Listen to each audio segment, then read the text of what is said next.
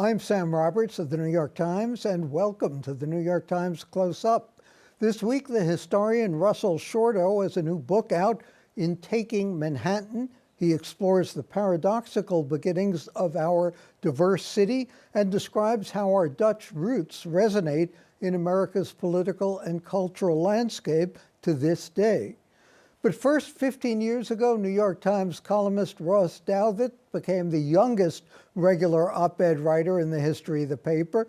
He continues to write extensively on politics, religion, morality. He also has a new book. It's entitled Believe: Why Everyone Should Be Religious. Ross, welcome, and thanks for joining us. In The Atlantic, the latest issue, George Packer says that he once gave you advice to expose yourself to other opinions, but then he said, Ross, in his own mind, nourished by innate curiosity and wide reading, has become the most interesting sight in the landscape of Times opinion. I read him with admiration and annoyance religiously. Pretty good endorsement. Now, you said that there was a time when you had a bit more faith than you do now. What cost you that loss of faith, however much it was? And once you start not to believe, how do you keep believing in everything else? Well, I think the thing I had a bit more faith in was maybe the absolute superiority of Roman Catholicism, the religion that I joined at the tender age of 17, over every religious alternative. And I'm still a devout and serious, hopefully serious Catholic. I still think the Catholic Church is the true church, but I would say that I've become a little less settled in my theological certainties. But the thing I've actually lost faith in, which I think you pulled the line from, is my sort of my respect for full atheism, I guess. That I've become a little less religiously dogmatic on every point except one. I'm more confident than ever that the atheists can't possibly be right. So that's sort of the shift of, if I look back on the exciting last 20 years of my life, less specific religious certainty and more confidence that being religious in general is the right choice. It's been a long time since, I think it was Time magazine had the cover, Is God Dead? How do we know that God is alive? How do you know that God is alive or exists? Well, exists and alive are I think people know God is alive in part because the taproot of religion, which in the end is religious experience, not just argument and sort of debating about the order of the universe and these kind of things, but religious experience just hasn't gone away at all, even under what are sort of officially secular, disenchanted conditions. And so, there have been these periods in Western history. The late 18th century, the Age of Enlightenment was one, and I think the early 1960s, when that cover appeared, was another. Where people sort of expected, okay, we're living in a disenchanted world. It's technological modernity has no room for angels and demons and religious encounters and so on. And just in that case, in the 1960s, within 5 to 10 years after that cover appeared, we were well into the New Age 1970s, where everybody was intensely into mystical and supernatural experience, and we were having the birth of research into things like near-death experiences, which are sort of a fascinating case study of how you can actually have more religious experience of a certain kind under modern conditions, because in fact we bring a lot more people back from the brink of death, and so an entire new area of religious experience has opened up. So that's sort of the God is alive question. God is alive to people because people have experiences of the divine, the numinous, the mystical, even in a world that's officially secular. Whether God exists, I think, is more, there you get more into the question where you're combining mystical experience and supernatural experience with what I think is pretty suggestive evidence from the order and structure of the universe as revealed by the physical sciences and the way our own consciousness seems to be capable of understanding that overall order. I think if you put those things together, you have a pretty strong case that the world was made in some way, made with us in mind, and we have some kind of connection to whatever consciousness is responsible for it, which is basically the case for being religious right there. Is religion based on fear, in effect? George Packer said in that piece in The Atlantic that religion is driven by hedonistic self-interest because it promises an escape from the suffering of this world, and it conditions that offer on a desire to avoid pain in the next world. I mean, the fear of the Lord is the beginning of wisdom, right? So there is obviously some form of fear that is connected to religion. And yes, some form of rational self-interest is involved. If you think that you're going to die and going to be held to account for what you've done in your life, then that is, yes, itself a particular spur to taking religion and religious ideas seriously. I think ultimately, right, that the end goal of a religious quest or religious, sort of a religious life is a relationship, right? You're assuming that the creator of the universe is interested in you and seeking out a relationship with that higher power, with that creator. That ultimately is not really driven by fear. Fear is sort of a spur, but the end point is love. And so, religion is a human thing, right? So it has all the different human impulses entangled: fear, love, desire, the impulse towards immortality, the desire to understand suffering and also escape it. Everything is in there. But that's, I think, the package it presents is deeply human because we ourselves are deeply human, right? So it would be odd indeed if religion didn't encompass all of the different human impulses and desires. Most religions hold out that hope of heaven in one form or another. Can you only go to heaven if you embrace Jesus Christ? I think the proper Christian answer is that you can only go to heaven through the work of Jesus Christ, right? That Jesus Christ is the figure whose death and suffering on the cross and resurrection opens the door to heaven. And the best way to get there is to be a believer in Jesus Christ. But that opening may extend, and I would say probably does extend, to people who, for various reasons, remain, sincerely outside Christianity, but can nonetheless be saved. I would say, this is basically the position of the Roman Catholic Church, right? That that there is no salvation in one sense outside of Christianity, in the sense that any form of salvation has to be mediated by Jesus. But that doesn't mean that only Christians go to heaven. And that's, I think that's basically the position of my own church. But it is in the end a somewhat liberal position, right? I think that is fair to say. And in that sense, the book that I've written is, I'm a conservative columnist, but its view of the diversity of religions is in some sense liberal. I do think that God is present in some way in most of the major world religions, and that, if you can't get all the way to thinking that Christianity or Catholic Christianity is the truth, it still makes sense to enter a religious life wherever you find yourself. So yeah, that's sort of the liberal side of my argument. The more traditionalist side of the argument, and maybe it connects to what Packer was saying about fear, is, that the other excellent reason to be religious is to be traditionally religious, right? To actually join and practice a traditional faith, is that, if the supernatural exists, if spiritual powers exist, not all of them may have humanity's best interests at heart. And a certain kind of mode of spirituality that you get nowadays, where people sort of say, I'm spiritual but not religious, and I'm just opening myself up to whatever spiritual powers are out there. I think the traditional view is that that's quite dangerous because you don't know what's going to come knocking at your door. And so in that sense, a certain kind of fear, not of God, not the fear of God, but the fear of things other than God, is also part of the case for being religious in a serious and traditional way. Let's remind our viewers the name of the book is Believe, A conservative columnist, you call yourself. Is Donald Trump a gift from God?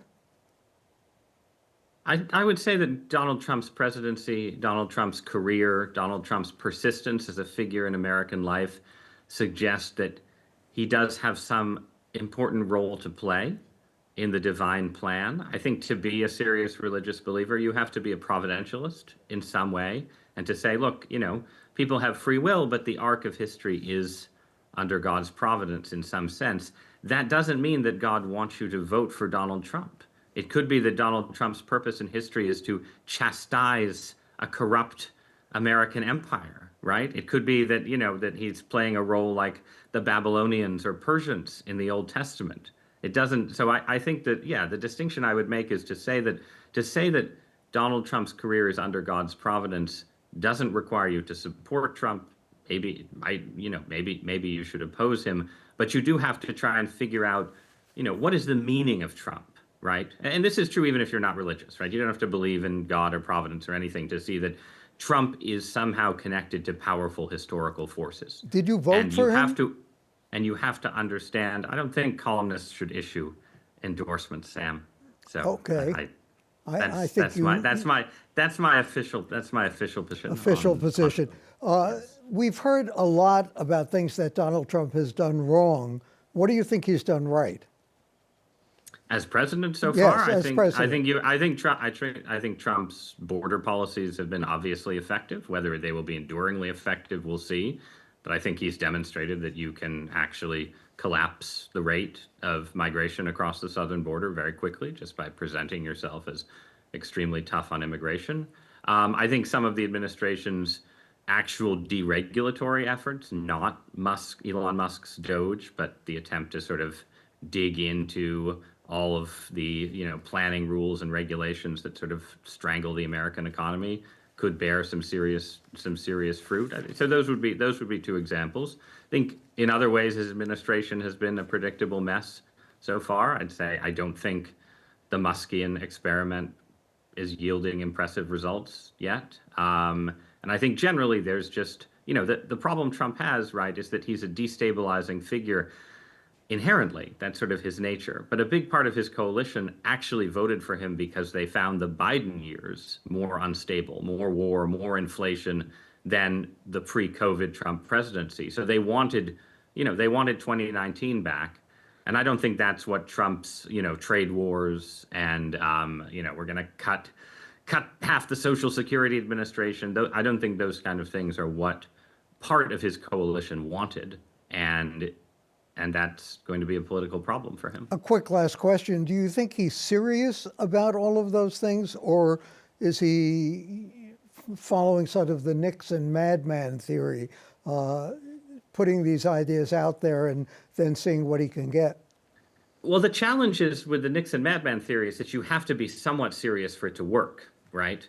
So, I think with Trump, everything is negotiable. So nothing that Trump says should be taken as this is the absolute thing that he is just going to do no matter what. And this is true in foreign policy. It's true with tariffs and trade. It's true everywhere. You can always make a deal with Trump. But Trump knows that people think that he's just doing certain things as a negotiating ploy.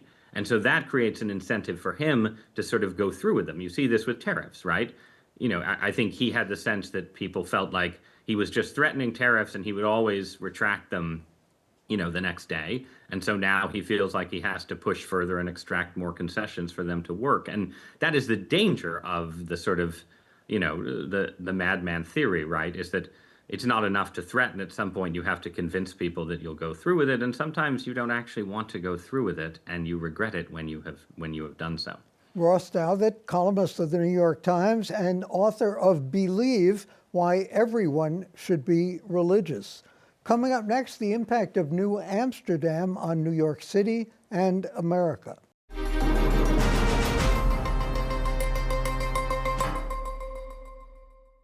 Let's welcome the historian Russell Shorto. His latest book, Taking Manhattan. It's just been released. It's about the birth of New York as a center of capitalism and pluralism amidst the brutal dispossession of Native Americans and the roots of American slavery.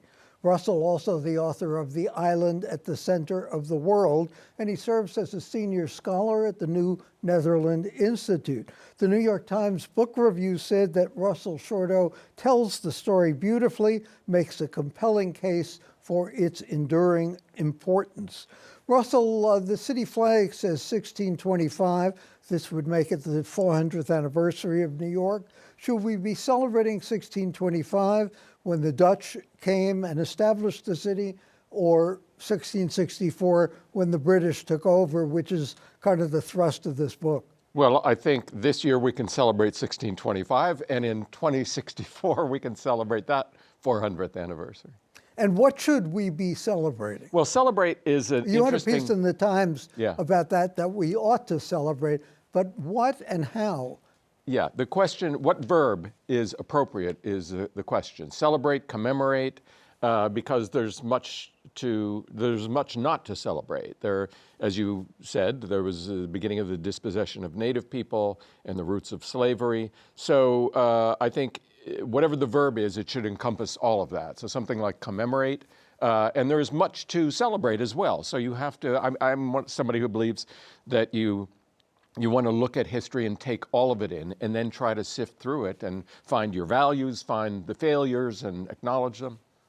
Assuming that we would have become an independent country sooner or later, what would have happened if the English hadn't taken over from the Dutch, that it had stayed a Dutch colony until whenever independence came? I think we would be speaking Dutch right now. Those what ifs are always intriguing. Well, what did the English bring to the equation that the Dutch hadn't? Although, as you pointed out, it was more like a corporate takeover than a surrender. Well, it was more like a merger. That's how I characterize it. And the Dutch they were there for 40 years, and that's not that long. But then again, it's the relationship between an acorn and an oak tree. You know, there's the genetic material there. So the Dutch brought, as you said, a multi-ethnic society, and it had this official policy of tolerance or toleration of differences, which was unusual at the time, and they brought the building blocks of capitalism. And those two things are basically a recipe for New York, and not just New York, but America. In 1664, the Dutch Empire, although no one really knew it, was starting its decline, and the British Empire was just getting going. So this merger that was affected by the people on the ground, this didn't have anything to do with the home countries. You couldn't wire home for advice so what they worked out in this 2 weeks in the late summer of 1664, the English in their ships anchored at Gravesend Bay, the Dutch at the tip of Manhattan Island, sending messengers on boats back and forth, feeling each other out. What they ultimately realized was this group of English, not the English Puritans in New England, they were a very different ilk. This group of English who were pragmatic, moderate, worldly, and this group of Dutch, and they weren't just Dutch, they were at least 18 different languages, had a lot in common. And they recognized that they both wanted more or less the same thing. They both wanted this vibrant little community, this little Wild West town perched on the southern tip of Manhattan Island with roots going with networks to South America and Europe and West Africa. They wanted it to continue. They wanted it to flourish. So it would keep its Dutch features, but it would continue under English auspices, and it would get a name change. New Amsterdam would become New York. The book is Taming Manhattan. Has Manhattan ever been tamed? Taking Manhattan, I'm sorry. Taking Manhattan. Who took it? I mean, did the Dutch take it from the Lenape and English took it from the Dutch? First in 1624, 25, 26, that period, the Dutch took it from the native people. I go into that in the book. And that is a fraught and complex arrangement. The Dutch they were very meticulous in these dealings wherever they were in the world. They wanted to get things down on paper. And the Dutch knew perfectly well that the native people did not have a concept of real estate in the European sense. But the Dutch wanted to have something in writing to show other Europeans, to show the English, no, we bought this fair and square. I was always surprised that in the Skagen Brief, Yeah.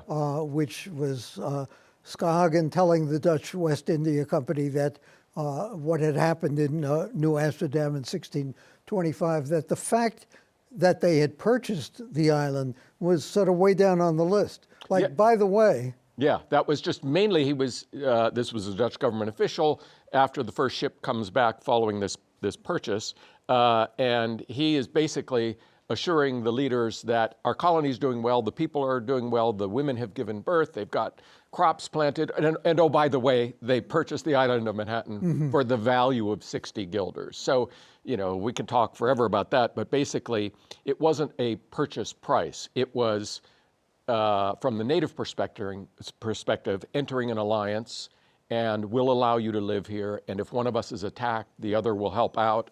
And we'll seal this deal with an exchange of goods, probably knives and kettles and things like that. So it wasn't, in their eyes, an outright purchase. Although, as time goes by, the Dutch start to get more powerful. And then, as Europeans did throughout the ensuing centuries, they start to push them out. and as you spoke to Lenape people for this book, they still think they got the raw end of the deal. Sure, and they did. And in the long lens of history, they certainly got swindled. From the perspective of the people on the ground at the time, obviously that nobody could look ahead 100 or 400 years. And what about slavery in New York? People forget just how important it was as a financial institution and also as a cultural one, as a economic one. Yeah, the story of slavery in the early days is an interesting one, and it's complicated. But basically, it was kind of an ad hoc, almost accidental thing at first. The first slaves probably came in 1627 when the Dutch captured a Portuguese ship in the Caribbean that had a couple dozen enslaved Africans on it. They hauled them into New York Harbor and said, "Here, you figure out what to do with them." And so it was small numbers for most of the life of the Dutch colony until 2 weeks before the English came in and this story ensues. 2 weeks before that, the first shipment that they organized of 290 men, women, and children from Africa arrives in Lower Manhattan, and they're part of this picture. The story that I tell in the book is of the English and their ships and the Dutch on the island, and this tense situation. So all of these enslaved Africans are there too, and they've got to be figured out. And Peter Stuyvesant, the Dutch leader, is trying to think, I've got to find places for them, I've got to find food for them, and now the English are attacking, and we've got to set up our defenses. So nothing has changed in 400 years. Things can still be chaotic. Yeah, indeed. You say that New York was New York even before it was New York. What do you mean? Well, the famous figure is 18 languages being spoken when there were about 500 people. So that was kind of New York in microcosm. And there were probably more than that, because that figure probably did not account for at least 3 different African languages being spoken and all the Native American languages. Was New York always ungovernable? Ungovernable. I should ask you that. It was, I think, Peter Stuyvesant under New Amsterdam. He was the leader of the colony, the Dutch colony. He was in power for 17 years. I think when he came into power, it was in the midst of turmoil. And he tried to lay down the law. He tried to be an enforcer, and he got enormous pushback from the populace. And then what happens is he finds his footing, and he realizes that his job, he redefines his job. He's not just an administrator from the West India Company who's sent here to do their bidding. There are all these freelance traders here who have these networks that extend around the world. He realizes that if this place is going to succeed, they have to succeed. And the leaders in the home country don't necessarily realize that. So he realizes he needs to be a middleman and to figure out how to translate the objectives between the people around him and the people at home. And he becomes quite successful at that. So the place becomes quite successful. And as a result of that, when the English start to look at New Amsterdam, this is what they see. They see this vibrant community, and they want it. And they don't understand why it works, because capitalism and multi-ethnic society, that defies logic to them. But they want to keep it. And the Flushing Remonstrance, a fascinating thing, because the settlers in Queens, which became Flushing, went to the West India Company and said, hey, we got to overrule the mayor here. This is supposed to be a pluralistic society, and we want to welcome the Quakers. Yeah, you have there what you have in every society. In this case, they have an official policy of toleration, but then it's defied. Peter Stuyvesant was not a particularly tolerant man himself. And so several times, in the case of Jews, of Quakers, he decides, you know what, I don't want to deal with you. We don't want you here. And then he's overruled. They appeal, and he's overruled. So you have a policy of tolerance. You have ignoring it, throwing it out the window, and then reasserting it. So that which is typical. What happens in societies everywhere? You have laws, and then people break them, and then you try to reinforce them. We've dealt with this mostly in terms of the Confederacy, of course, but how do we rationalize or reconcile that we honor New York heroes of that time, New York founders, if you will, when some of them were slave owners, some of them did push the Native Americans out? Are we supposed to take all their statues down too? Yeah, well, that if we're really going to get into that debate, that's a whole other topic. But you know, as I said before, I think that you take it all in. You take it and you acknowledge, you look for where are the values here? Where are the values that we cherish today? Because you want to grab onto them because we're going into an uncertain future. You want to hold on to something. At the same time, you look at the failures, and they may be embodied in the same person. George Washington, you know, did some remarkable things. At the same time, he owned something like 300 slaves. Mm-hmm. So you have to process all that. We're complicated people. We can do that. We still are, indeed. You did a walking tour for the Times not long ago. Is there any physical evidence in Manhattan of the Dutch presence and the Lenape presence? The financial district, the street plan, is the street plan of New Amsterdam. So I've walked people around the financial district with a map that was created in the 1660s. And you just don't look up at the skyscrapers, and right. That sort of breaks the illusion. But you can make your way around. And what I did in that tour is I walked from there, so from the financial district up to the Collect Pond in that part of Lower Manhattan, which was a pond where everybody, it was a freshwater source because freshwater was scarce in Manhattan at the time. And so everybody, Europeans, native people, would gather there. That, you know, the native presence in Manhattan Island, they used Manhattan seasonally for hunting. They moved around. So there were settlements in Lower Manhattan, up in Inwood, and that was, you know, they were part of the scene throughout the period. And we sometimes forget there were also canals like Amsterdam Broad Street and obviously Canal Street. Taking Manhattan, the extraordinary events that created New York and shaped America, an extraordinary book by Russell Shorto. That's it for this edition of the New York Times Close Up. For the New York Times and CUNY TV, I'm Sam Roberts.